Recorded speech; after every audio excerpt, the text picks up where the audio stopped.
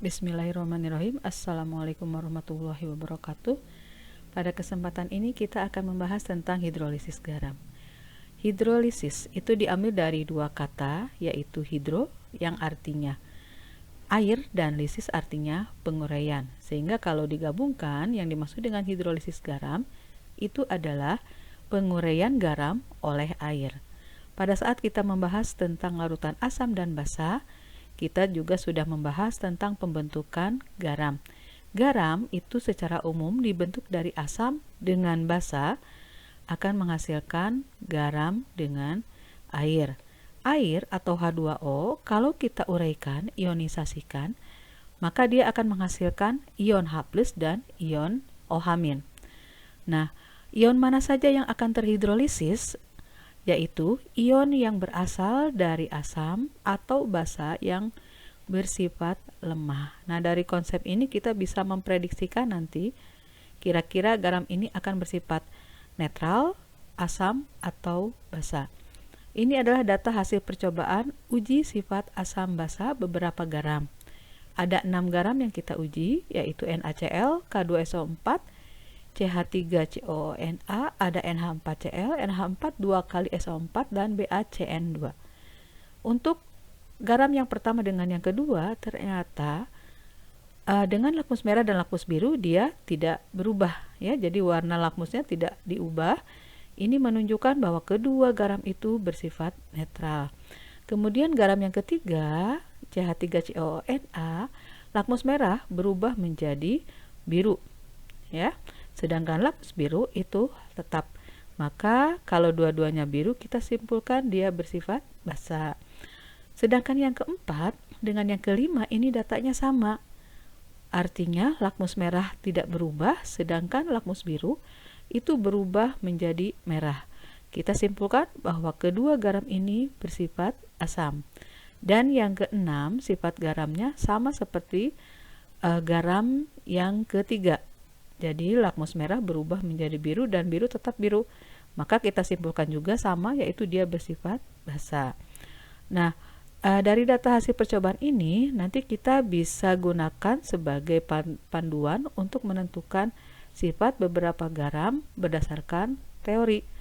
Ini adalah tabel penentuan sifat garam berdasarkan sifat asam basa pembentuknya. Hal yang paling penting yang harus kamu pahami adalah bagaimana cara kita menentukan asam dengan basanya. Nah, di sini garam yang pertama kita sudah tahu dia bersifat netral. Kita ionisasikan sehingga dia akan menghasilkan ion Na+ dan ion Cl-. Kenapa Na positif? Karena Na ini termasuk golongan 1A. Dan jumlah bilangan oksidasi dalam suatu molekul netral itu adalah berharga 0. Artinya Cl-nya adalah negatif 1.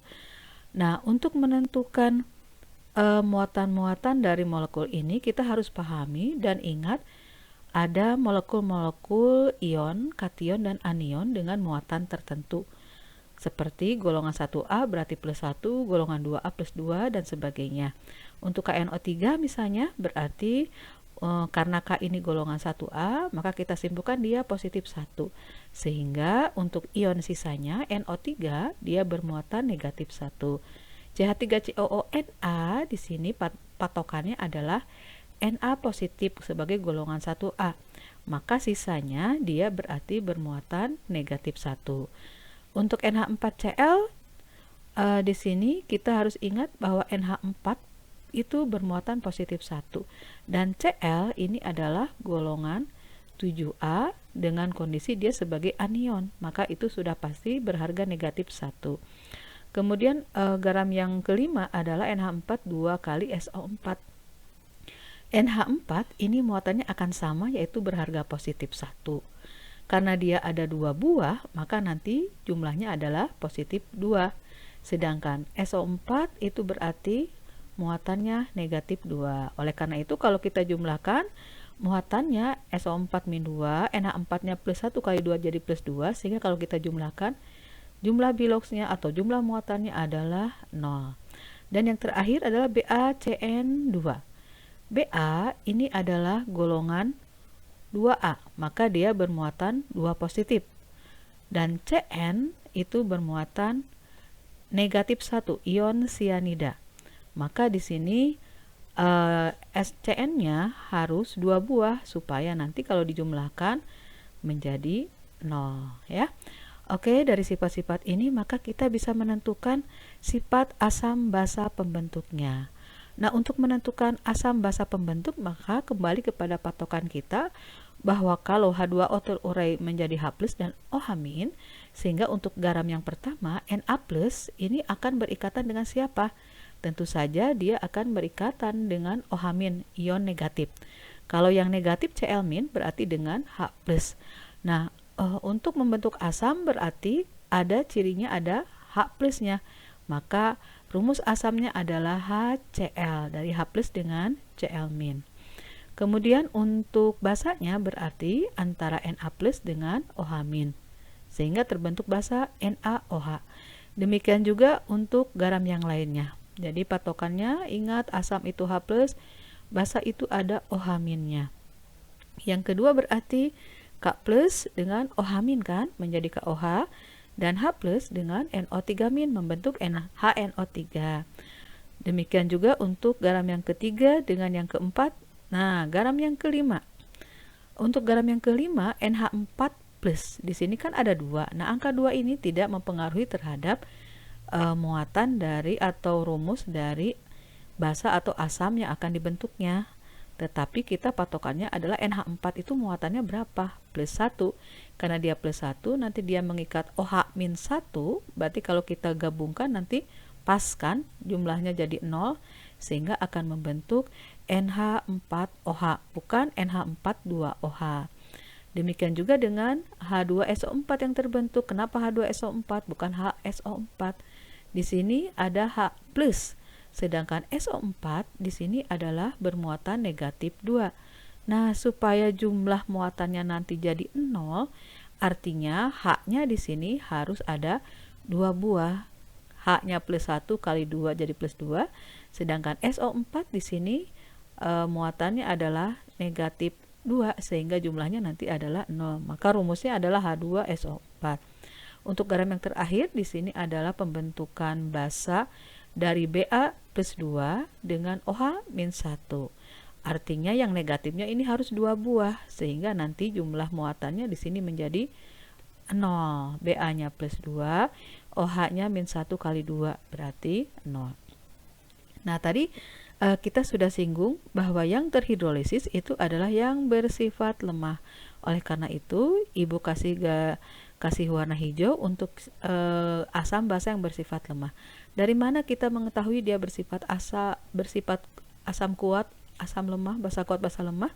Itu sudah pernah kita bahas pada pembahasan asam dan basa. Nah, untuk mengingat lagi, sebagai patokannya adalah zat-zat yang bersifat asam kuat itu berarti asamnya berasal dari asam golongan 7A kecuali HF ya. Jadi HCl, HBr, HI itu termasuk asam kuat. Ditambah dengan asam-asam oksi.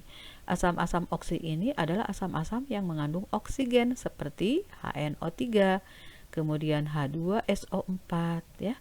Nah, kalau CH3COOH di sini ada ada rumusnya COO, ini menunjukkan dia adalah asam organik. Kalau untuk asam organik itu semuanya bersifat lemah. Nah, kalau HCN ini harus hafal ya, asam sianida itu bersifat lemah. Nah, untuk basa yang termasuk basa yang kuat adalah basa yang berasal dari golongan 1A dan golongan 2A. Ada Na dengan K, ini golongan 1A berarti semuanya kuat. Nah, sedangkan NH4 plus itu adalah merupakan ion dari basa lemah. Oke.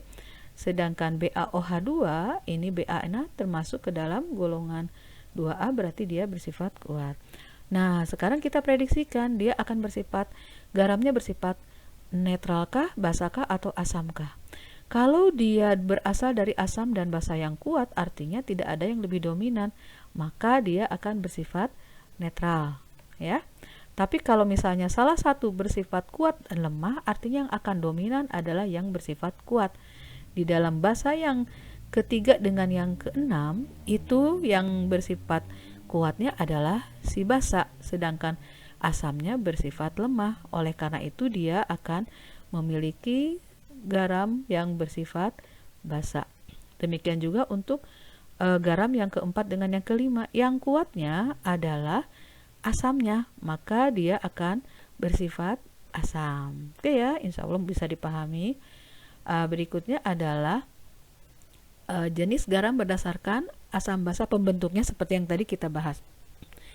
Ada garam yang berasal dari asam lemah dan basa kuat, ada garam yang berasal dari asam kuat dan basa lemah, ada garam yang berasal dari asam lemah basa lemah, dan ada garam yang berasal dari asam kuat dan basa kuat. Nah, selanjutnya kita akan memprediksikan sifat garam berdasarkan teori yang lain, yaitu berdasarkan sifat reaksi hidrolisisnya. Tadi patokannya yang akan terhidrolisis adalah ion yang lemah. Di sini yang pertama adalah garam yang berasal dari asam lemah. Nah, kalau asam lemah artinya dia asamnya H+, berarti sisa asamnya adalah ion negatif kan? Makanya yang akan mengalami reaksi hidrolisis adalah dikatakan di sini anion. Berarti ion negatif dari si asam lemah, sedangkan basa kuat itu tidak mengalami hidrolisis. Contohnya seperti yang sudah kita bahas tadi adalah CH3CONA. Maka kita bisa simpulkan ini adalah dari asam lemah, yang ini berarti dari basa yang kuat. Oleh karena itu, siapa yang mengalami reaksi hidrolisis berarti yang lemah. Nah, proses reaksi hidrolisisnya di sini sama seperti yang sudah kita bahas pada tabel tadi, bahwa kalau air itu akan membentuk atau terionisasi menjadi H+ dengan OH- ya. Nah, sekarang di dalam ion CH3COO- berarti dia bermuatan negatif. Negatif pasti berikatan dengan yang positif. Oleh karena itu nanti dia akan mengikat si H+-nya. Dan dia akan membentuk yaitu CH3COOH ya, setelah dia mengikat H+. Dan sisanya adalah OH-. Nah, OH- inilah yang bisa menentukan sifat dari garam tersebut. OH- itu adalah ciri dari suatu basa, berarti dia bersifat basa. Nah, bagaimana dengan Na+? Na+ itu tidak mengalami reaksi dengan air atau tidak terhidrolisis, tetapi dia terhidrasi. Baiklah, yang kedua, yang berikutnya adalah tentang rumus penentuan pH dari garam yang pertama. Ini rumusnya nanti kita akan bahas pada pembahasan penentuan pH untuk garam yang terhidrolisis. Kalau misalnya yang garam yang berasal dari asam lemah dengan basa kuat, berarti yang dominan adalah si basa tadi, yang menentukan sifatnya adalah adanya OH-, maka nanti penentuan pH-nya adalah kita mencari OH-. Ya, kalau kita mencari OH- berarti nanti kita mencari pOH, dari pOH kemudian kita mencari pH. Nah, ini adalah rumusnya. KH itu adalah tetapan hidrolisis. Sedangkan KW ini sudah pernah kita bahas, adalah tetapan air yang harganya 10⁻14. Ka itu adalah tetapan ionisasi asam lemahnya, karena tadi berasal dari asam lemah dan basa kuat. Sedangkan A- itu adalah konsentrasi dari ion garam yang terhidrolisis. Kalau contoh yang tadi berarti adalah konsentrasi dari CH3COO-. Baik, untuk yang kedua adalah garam yang berasal dari asam kuat dan basa lemah. Oke, siapa yang terhidrolisis? Berarti ion yang berasal dari basa lemah. Basa itu berarti ada OH-, berarti sisa ionnya adalah ion positif. Oleh karena itu, yang terhidrolisis adalah kation yang berasal dari basa lemah. Contohnya adalah NH4Cl. NH4+ dengan Cl-. Berarti NH4+ ini adalah berasal dari basa lemah, sedangkan Cl- itu berasal dari asam kuat HCl. Maka untuk yang mengalami reaksi hidrolisisnya adalah NH4+. Nah, dengan siapakah NH4+ berikatan dalam airnya? Berarti dia akan berikatan dengan ion negatif dari air, berarti dia akan mengikat OH-. Dan sisa dari ionisasi airnya adalah ion H+, ya. Maka nanti di sini NH4+ bereaksi dengan si OH- membentuk NH4OH. Dan sisa ionnya adalah H+. H+ ini menunjukkan dia bersifat asam. Sedangkan Cl- karena dia berasal dari asam kuat, maka dia tidak terhidrolisis. Bagaimana menentukan pH-nya? Karena ini adalah garam yang berasal dari asam kuat dan basa lemah, artinya di situ tadi bersisa si ion H+, artinya kita menentukan pH-nya mencari ion H+. Oke, di sini ada KH, ada KW dengan KB. KB berarti menunjukkan dia berasal dari basa yang lemah. Kalau dia sudah dengan rumus H+, maka kita tinggal mencari pH-nya. Ini keterangannya sama seperti tadi ya. Bedanya hanya di Ka dengan Kb. Dan B+ ini adalah konsentrasi ion garam yang terhidrolisis. Kalau dari rumus NH4Cl berarti yang terhidrolisisnya adalah ion NH4+. Yang ketiga adalah garam dari asam lemah dengan basa lemah. Karena dua-duanya lemah, artinya kita harus mengetahui siapa yang dominan. Untuk mengetahui siapa yang dominan, berarti kita melihat dari kekuatan si asam dengan si basa. Kekuatan asam lemah ditentukan oleh nilai Ka, sedangkan kekuatan basa lemah ditentukan oleh nilai Kb. Semakin besar nilai Ka, berarti dia sifat asamnya semakin kuat. Demikian juga kalau Kb-nya semakin tinggi, berarti sifat basanya semakin kuat. Oke, ini contohnya NH4Cn.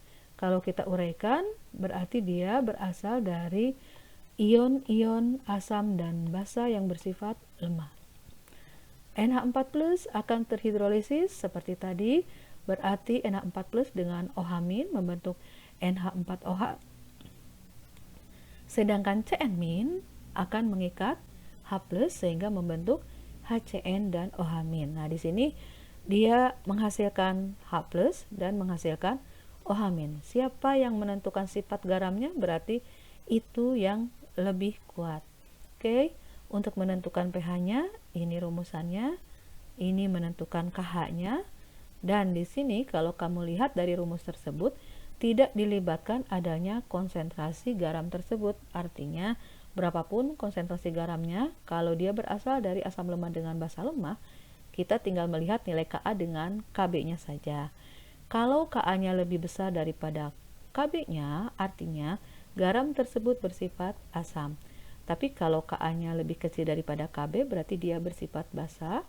Kalau nilainya sama, berarti kita simpulkan dia bersifat netral. Ya. Oke. Nanti untuk perhitungan pH-nya dilanjut ke video yang berikutnya. Yang keempat adalah garam asam kuat dan basa kuat. Karena tidak ada yang lemah, artinya tidak ada yang terhidrolisis, tapi dia terhidrasi. Terhidrasi itu artinya ion-ion yang terbentuk atau terionisasi dari garam itu nanti terhidrasi, terkumpul atau dilindungi oleh molekul-molekul air. Jadi molekul airnya hanya memisahkan antara kation sama anionnya saja. Contohnya di sini adalah NaCl, yang tadi K2SO4 ya. Dua-duanya tidak mengalami reaksi hidrolisis. Oke, berapakah pH-nya? Oke, jadi kalau dua-duanya kuat, kita simpulkan dia bersifat netral atau pH-nya sama dengan 7. Oke, next kita akan lanjutkan dengan larutan penyangga, dapar dan buper. Namun sebelum ke sana, nanti kita juga akan membahas dulu tentang menentukan pH dari garam-garam yang terhidrolisis. Wabillahi taufiq wal hidayah. Wassalamualaikum warahmatullahi wabarakatuh.